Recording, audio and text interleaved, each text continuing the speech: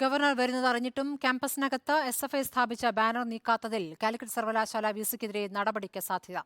വിസിയോട് governor വിശദീകരണം തേടി. VC വിളിച്ചുവരുത്തി ചാൻസലർ അപമാനിച്ചുവെന്നാരോപിച്ച് സർവകലാശാലകളിൽ അധ്യാപകരും ജീവനക്കാരും കരിദിനം ആചരിച്ചു.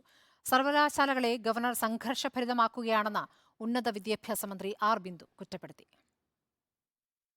2022 കോടതി ഉത്തരവ് പ്രകാരം ക്യാമ്പസിന്റെ 200 മീറ്റർ ചുറ്റളവിൽ പ്രതിഷേധം പാടില്ലെന്നാണ് ചട്ടം. എന്നാൽ തന്നെ അവഹേളിക്കുന്ന തരത്തിലുള്ള ബാനറുകൾ SFI സ്ഥാപിച്ചിട്ടും ഇത് നീക്കം ചെയ്യാൻ വിസിയും പോലീസും തയ്യാറായില്ല. ബാനർ നീക്കം ചെയ്യാൻ വിസി പോലീസിനോട് ആവശ്യപ്പെട്ടില്ല, നേരിട്ട് ആവശ്യപ്പെട്ടിട്ടും നടപടിയെടുത്തില്ല. ഇതിൽ ക്ഷുഭിതനായാണ് governor Calicut university vice chancellor ജയരാജനെ വിളിച്ചുവരുത്തി വിശദീകരണം തേടിയത്. റിപ്പോർട്ട് ലഭിച്ചാൽ നടപടിയുണ്ടാകുമെന്നാണ് രാജ്ഭവൻ നൽകുന്ന സൂചന.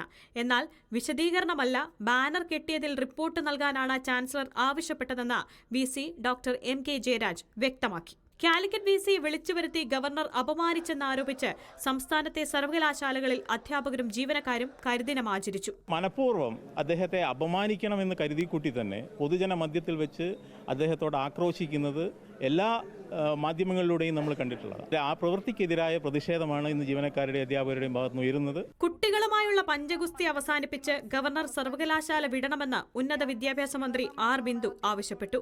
വിവിധ ബ്യൂറോകൾക്കൊപ്പം ന്യൂസ് ഡെസ്ക് റിപ്പോർട്ടർ.